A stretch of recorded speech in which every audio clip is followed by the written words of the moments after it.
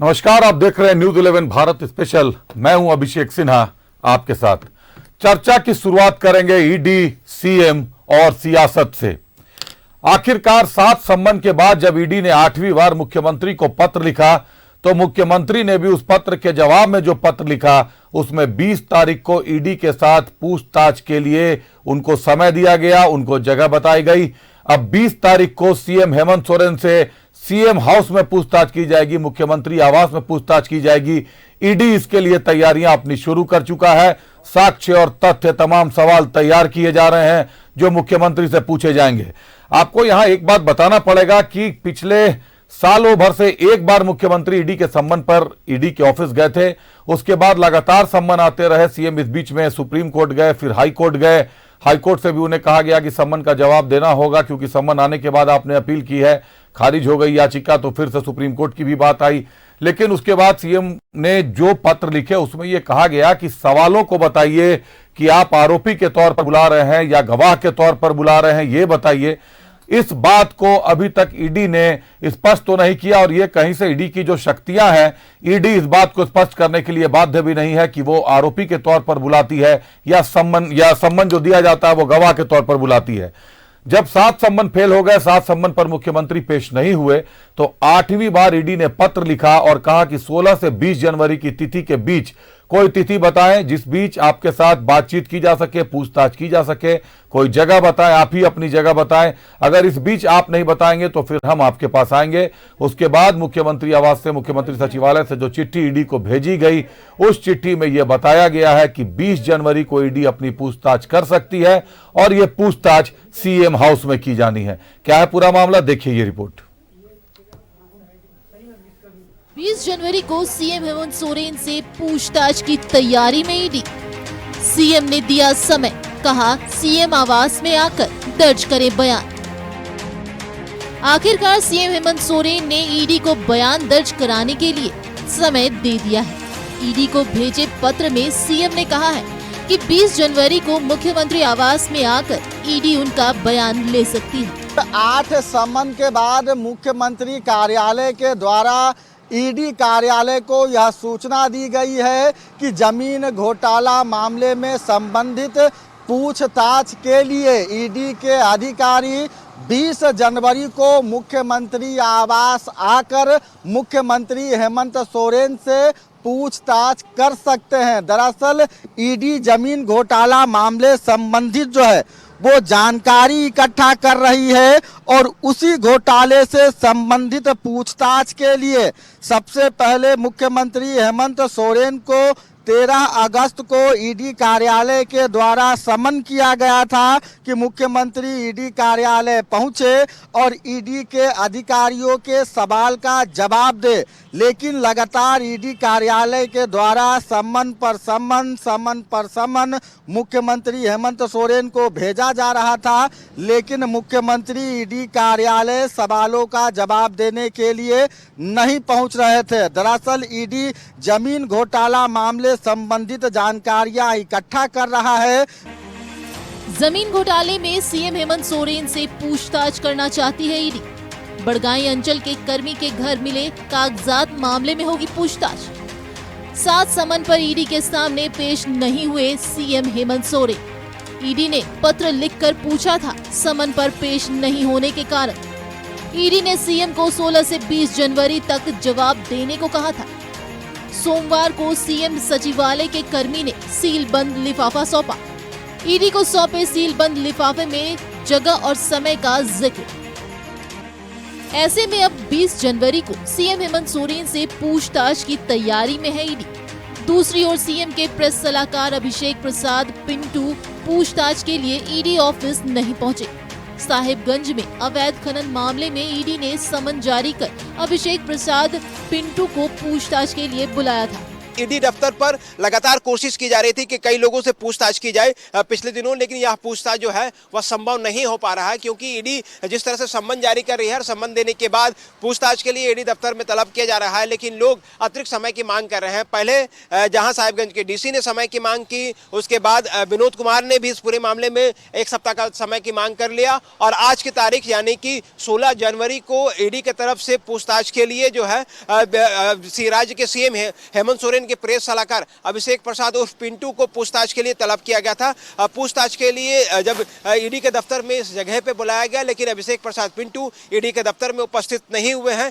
3 जनवरी को अवैध खनन मामले में ईडी ने सीएम के प्रेस सलाहकार अभिषेक प्रसाद पिंटू और साहिबगंज डीसी समेत कई लोगों के 12 ठिकानों पर छापेमारी की थी। इस दौरान ईडी ने कैश, कारतूस, कई डिजिटल उपकरण और दस्तावेज जब्त किए थे, जिसके बाद साहिबगंज डीसी रामनिवास यादव, आर्किटेक्ट विनोद सिंह और अभिषेक प्रसाद पिंटू को समन जारी किया गया था। लेकिन रामनिवास और विनोद सिंह के बाद अब अभिषेक प्रसाद पिंटू भी पूछताछ के लिए ईडी ऑफिस नहीं पहुंचे। न्यूज़ 11 भारत के लिए इमरान और सत्यव्रत किरण की रिपोर्ट।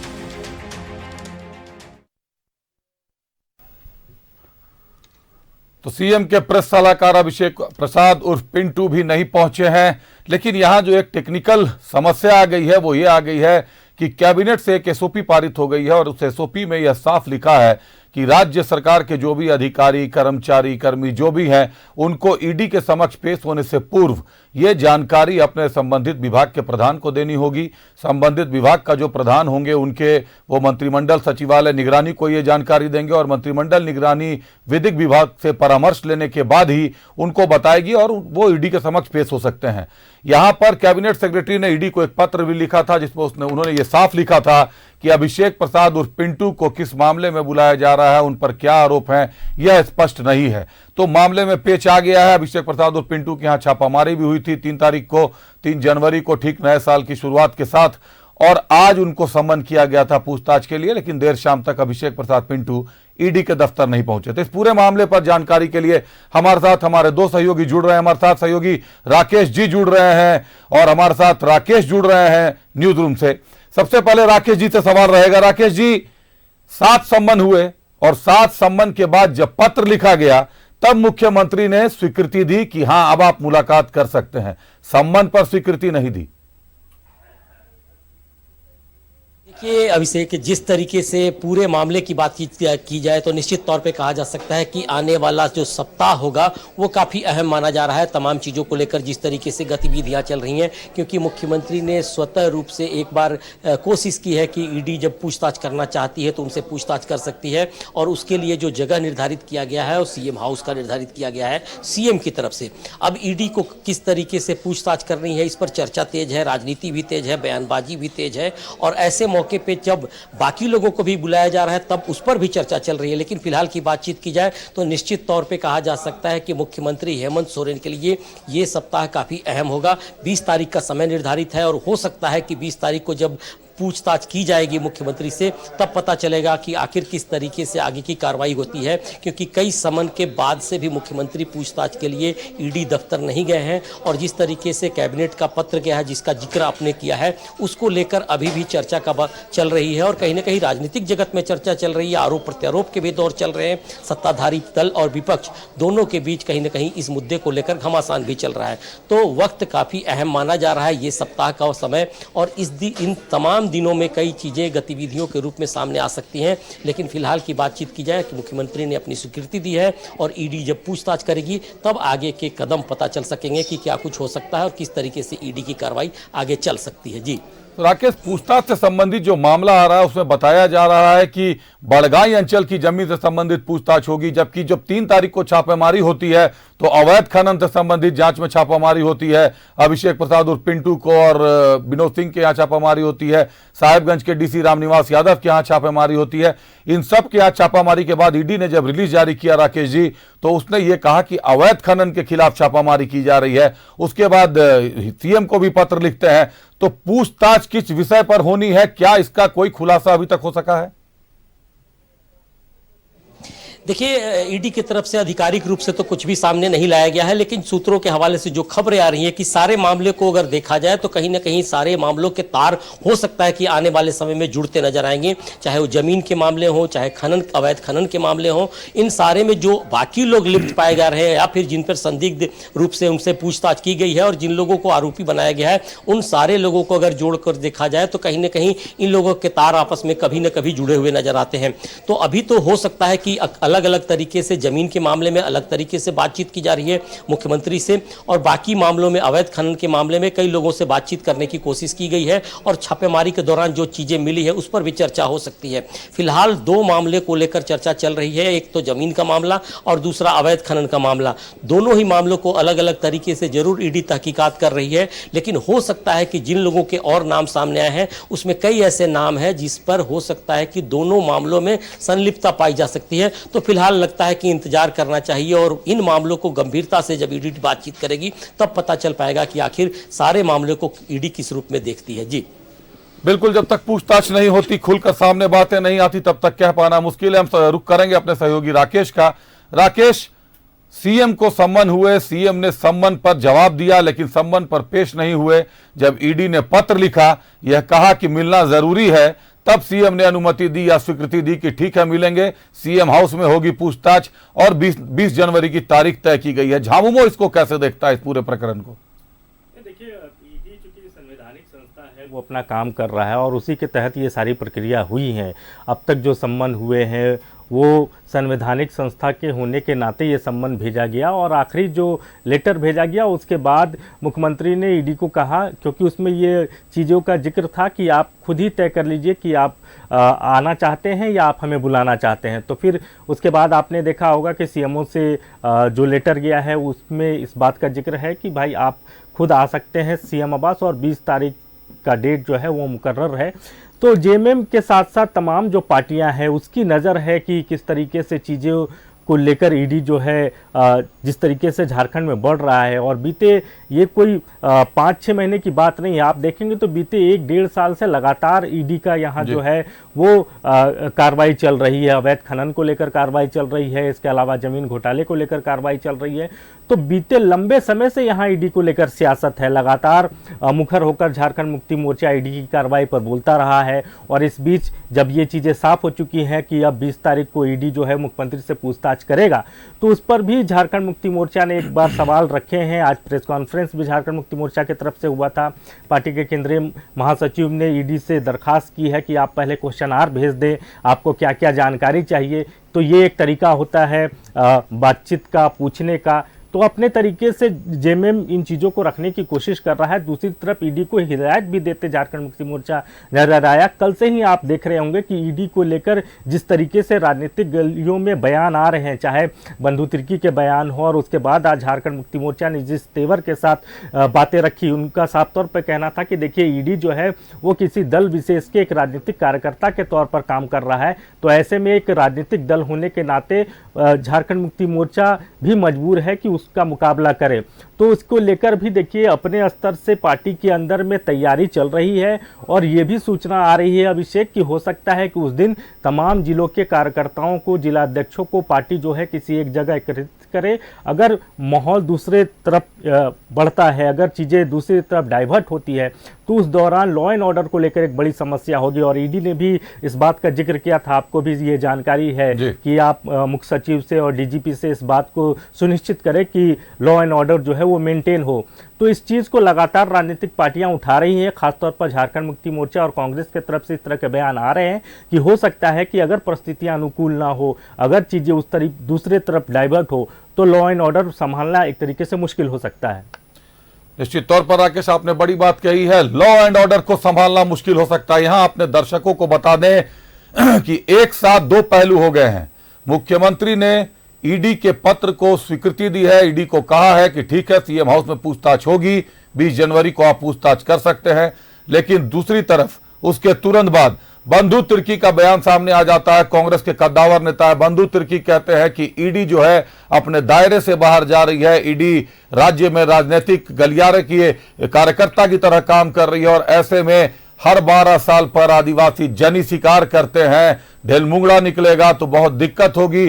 कल इस मामले में झामुमो ने यह साफ कह दिया कि यह बंधु तिर्की का व्यक्तिगत विचार है, झामुमो को इससे कोई सरोकार नहीं। लेकिन आज इस पूरे ईडी के प्रकरण के मामले पर झामुमो सड़क पर उतरा, साहेबगंज बंद का ऐलान किया गया है। तो कहीं ना कहीं ये हफ्ता जो है वो पूरी तरीके से सुर्खियों में रहने वाला है। ईडी ने पहले ही आशंका जताई है कि कानून को लेकर और विधि व्यवस्था को लेकर समस्याएं हो सकती हैं। मुख्यमंत्री के पत्र में लिखा गया कि मुख्य सचिव को, गृह सचिव को, राज्य के डीजीपी को यह बता दिया जाए और विधि व्यवस्था को सुनिश्चित किया जाए, शांति बनाए रखने की अपील भी की गई है। इस पूरे मामले पर हमारी क्या है रिपोर्ट, पहले आपको एक रिपोर्ट दिखाते हैं, उसके बाद फिर से जुड़ेंगे अपने सहयोगियों के साथ। देखिए ये रिपोर्ट हमारी।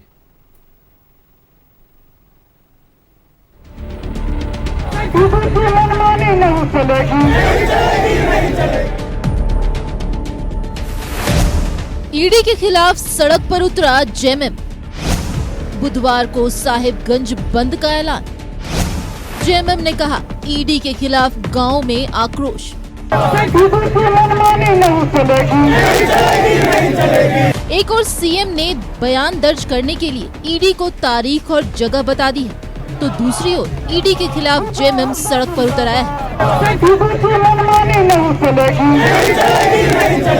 साहिबगंज में जेएमएम ने मशाल जुलूस निकाला और बुधवार को साहिबगंज बंद का ऐलान किया है। दूसरी ओर रांची में जेएमएम के केंद्रीय महासचिव सुप्रियो भट्टाचार्य ने ईडी पर जमकर निशाना साधा। कैसे सार्वजनिक हो रही ईडी की सूचनाएं, ईडी पर भ्रम फैलाने का आरोप, सरकार की छवि खराब करने की कोशिश, गांव में ईडी को लेकर भारी आक्रोश, पारदर्शी तरीके से काम करे ईडी। ईडी कहीं ना कहीं राज्य सरकार को बदनाम करने के लिए,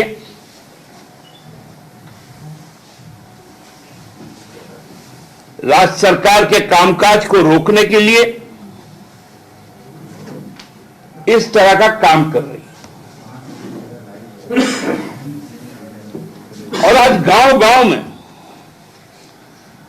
इस बात को लेकर आक्रोश। इधर जेएमएम के आरोप पर बीजेपी ने पलटवार किया है। सरकार में रहकर गुंडों की भाषा बोल रहे हैं। 4 साल में 70,000 करोड़ की लूट। इस लूट को लेकर जनता में आक्रोश। केंद्रीय एजेंसियों को सुरक्षा देना राज्य सरकार की जिम्मेदारी। गुंडों की भाषा बोल रहे हैं और मैं इतने कड़े शब्दों का प्रयोग इसलिए कर रहा हूं, कल कांग्रेस के कार्यकारी अध्यक्ष ने कहा कि जन्नी शिकार की तरह सेंधरा हो जाएगा, जैसे ईडी के अफसर कोई जानवर हो और उनकी हत्या करने के लिए ये प्रेरित कर रहे हैं। और आज झारखंड मुक्ति मोर्चा के जो प्रवक्ता हैं वो कह रहे हैं कि जनता में आक्रोश है। हाँ साहब, सहमत हैं, जनता में आक्रोश है। आपने 4 वर्ष में 70,000 करोड़ का लूट का जो खेल किया ना, आदिवासी मूलवासी जनता में सच में आक्रोश है और वो तो आपको चुनाव में दिखेगा। हम हिंसा की भाषा नहीं जानते और अगर आप सत्ताधारी दल है तो राज्य में कानून व्यवस्था बनाए रखना, केंद्रीय अफसरों की सुरक्षा रखना आपका दायित्व है। पार्लियामेंट का कानून है और पार्लियामेंट के कानून के तहत ही ईडी वाले काम करते हैं और उसको अगर कोई राज्य सरकार सुपरसीड करे तो कैसे इस राज्य के जो अफसर है, चाहे चीफ सेक्रेटरी हो, होम सेक्रेटरी हो, मंत्रिमंडल निगरानी सचिवालय के सचिव हो, ये सब लोग कर क्या रहे थे। ईडी की कार्रवाई पर सियासत में उबाल है। वहीं दूसरी ओर 20 जनवरी को सीएम हेमंत सोरेन से पूछताछ की तैयारी में ईडी जुट गई है। न्यूज़ 11 भारत के लिए रांची से राकेश कुमार की रिपोर्ट।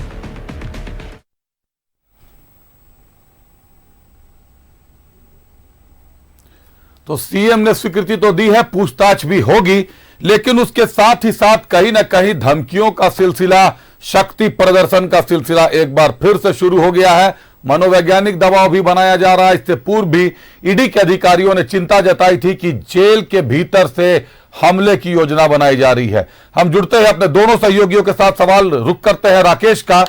राकेश, ईडी ने पहले भी जताया था कि जेल के भीतर से हमले की आशंका है, जेल के भीतर साजिश रची जा रही है।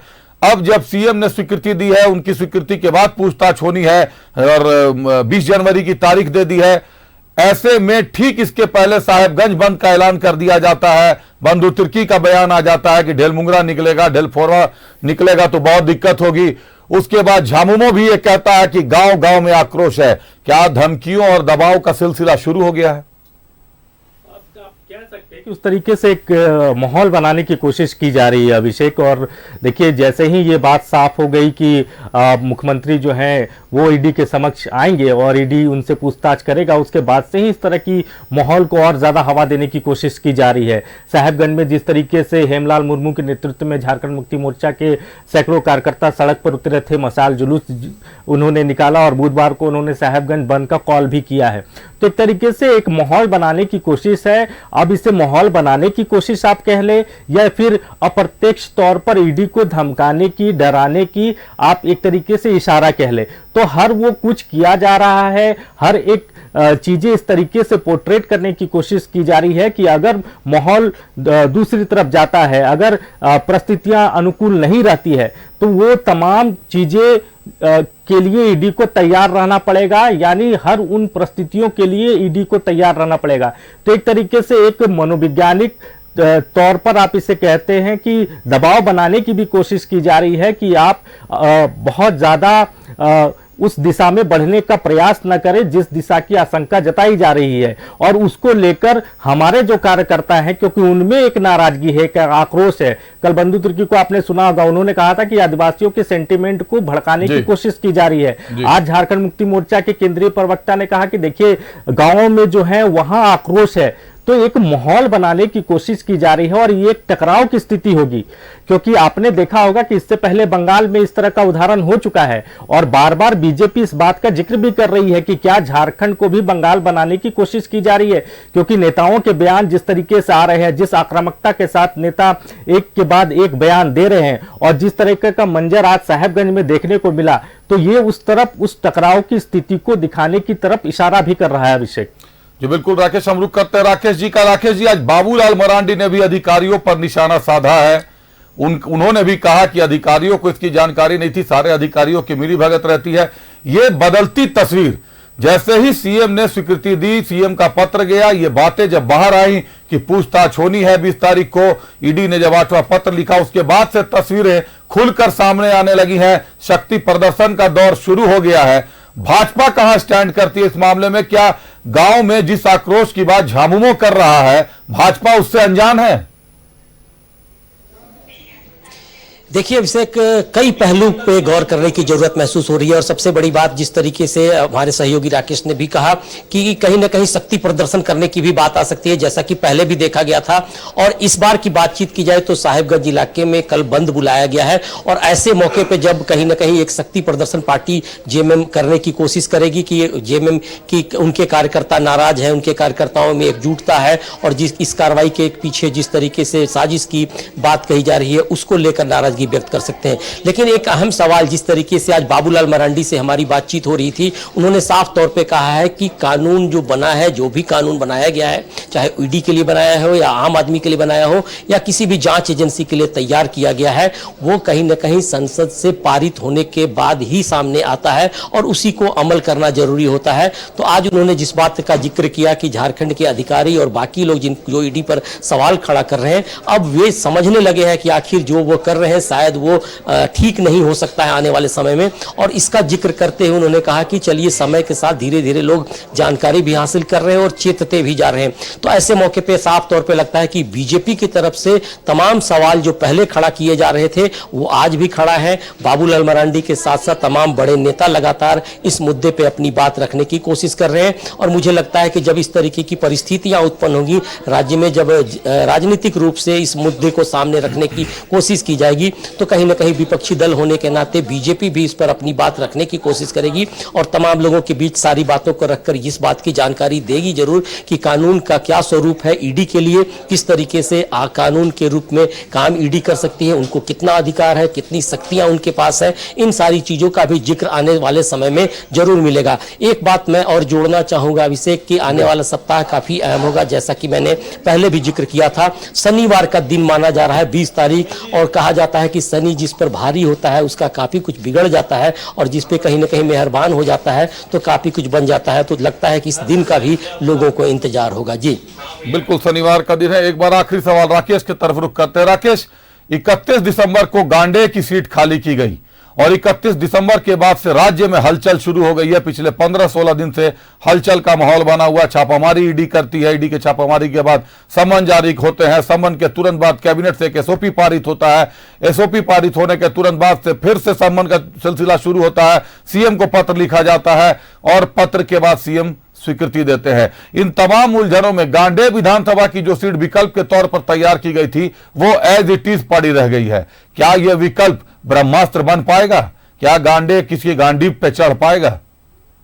देखिए, उस सीट को एक स्ट्रैटेजी के तहत झारखंड मुक्ति मोर्चा ने खाली कराया है और वो स्ट्रैटेजी ये होगी कि अगर परिस्थितियां उस तरीके से बनती है, अगर मुख्यमंत्री को इस्तीफा देना पड़ता है या फिर जिस लिफाफे का जिक्र बार बार राजभवन के तरफ से होता रहा है, अगर वो लिफाफा खुलता है और उस लिफाफे के बाद मुख्यमंत्री का इस्तीफा होता है तो वैसे में वो सीट जो है वो झारखंड मुक्ति मोर्चा यूज कर सकता है। तो उन्हीं परिस्थितियों को देखते हुए, भविष्य में की परिस्थितियों को देखते हुए गांडे की सीट खाली कराई गई है। और उस सीट के खाली कराने के बाद से ही आप देख रहे होंगे कि राज्य का जो सियासी पारा है, जो तापमान है, वो लगातार चढ़ता जा रहा है। मौसम सर्द है लेकिन तापमान जो है, उस सियासी जो तापमान है उसमें गर्माहट महसूस की जा रही है और लगातार धीरे धीरे कर ये गर्माहट और तेज होती जा रही है। और इस बात को आम आवाम से लेकर तमाम लोग जो है वो महसूस कर रहे हैं और देखेंगे कि जैसे जैसे 20 तारीख की डेट नजदीक आएगी, आपको ये सियासी गर्माहट और सियासी पारा दोनों चढ़ा हुआ नजर आएगा। अभिषेक, बिल्कुल, सियासी गर्माहट, सियासी पारा नजर आएगा चढ़ता हुआ। राकेश जी से आखिरी सवाल। राकेश जी, ये जो बात चल रही है विधि व्यवस्था को बनाए रखने की, आखिर किस ओर इशारा कर रही है? क्या सब कुछ पूर्व नियोजित है? दोनों ही पक्ष सब कुछ समझ रहे हैं? देखिए, जिस तरीके का माहौल राज्य का दिखाई पड़ रहा है उसमें ये लंबा चलने वाला नहीं है, क्योंकि जब भी ईडी कार्रवाई करेगी या किसी तरह की पूछताछ करेगी तो कानून के तहत ही करेगी और कानून से बाहर कोई नहीं जा सकता है, चाहे वो कोई राजनेता हो, कोई बड़े पद पर बैठा हुआ व्यक्ति हो या फिर आम जनता हो। तो कहीं ना कहीं जब ईडी किसी तथ्य के साथ, किसी सत्य के साथ और किसी आधार पर कोई कार्रवाई करेगी तो निश्चित तौर पर कहा जा सकता है कि कार्रवाई उनकी होगी और कार्रवाई के साथ साथ विधि व्यवस्था को लेकर भी जो इंतजाम किए जाने चाहिए उस पर भी गौर करेगी। तो आने वाले समय में निश्चित तौर पे कहा जा सकता है कि राजनीतिक उठापटक के बीच आर पार की लड़ाई के लिए सड़कों पर कहीं ना कहीं आंदोलन दिखाई दिए जा सकते हैं। विपक्षी दल के नाते विपक्षी दल भी कहीं ना कहीं कोई आंदोलन कर सकते हैं, लेकिन जो माहौल राज्य का है उसमें साफ तौर पे कहा जा सकता है कि अभी तथ्यों का आना बाकी है सामने। तर्कों के आधार पे, तथ्यों के आधार पे और कुछ जो जानकारियां उनके पास मिली हैं उसके आधार पे ही कार्रवाई हो सकती है। कोई ऐसी कार्रवाई जानबूझकर नहीं की जा सकती जो कानून से बाहर हो सकता है। तो ऐसे में विधि व्यवस्था को बनाए रखने की जिम्मेदारी सरकार की भी होगी, विपक्षी दल की भी होगी, ब्यूरोक्रेट्स की भी होगी और कहीं ना कहीं आम जनता की होगी। तो इस पर अभी भी कहा जा सकता है कि असमंजस है, लेकिन राजनीति है तो राजनीति में ये सब चलता है। बयानबाजियां दिखाई पड़ सकती हैं, आरोप प्रत्यारोप का दौर चल सकता है और सड़कों पर आंदोलन भी दिखाई पड़ सकता है। जी, बयानबाजियां चल सकती हैं, आरोप प्रत्यारोप का दौर चल सकता है, सड़कों पर आंदोलन भी दिखाई दे सकते हैं। आंदोलन की शुरुआत हो गई है। साहेबगंज में मशाल जुलूस निकाला गया और कल बुधवार को साहेबगंज बंद का ऐलान कर दिया गया। आपको बता दें कि अवैध खनन के लिए साहेबगंज को ही जिम्मेदार ठहराया गया है। एक जिला जो अब जिला नहीं, पूरे देश में यह जिला बहुत प्रसिद्ध चर्चित हो गया है। जिले के डीसी पर आरोप है, जिले के एसपी पर आरोप है, जिले के कई पदाधिकारियों पर आरोप है।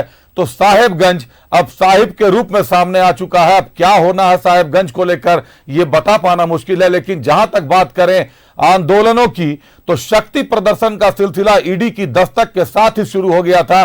पहले संबंध के बाद भी झामुमो ने कड़ा शक्ति प्रदर्शन दिखाया था।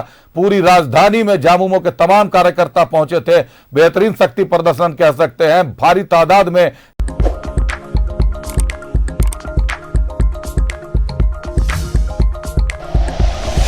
Like and share videos, subscribe करें हमारा चैनल और प्रेस करें बेल आइकॉन। न्यूज़ 11 भारत, सच है तो दिखेगा।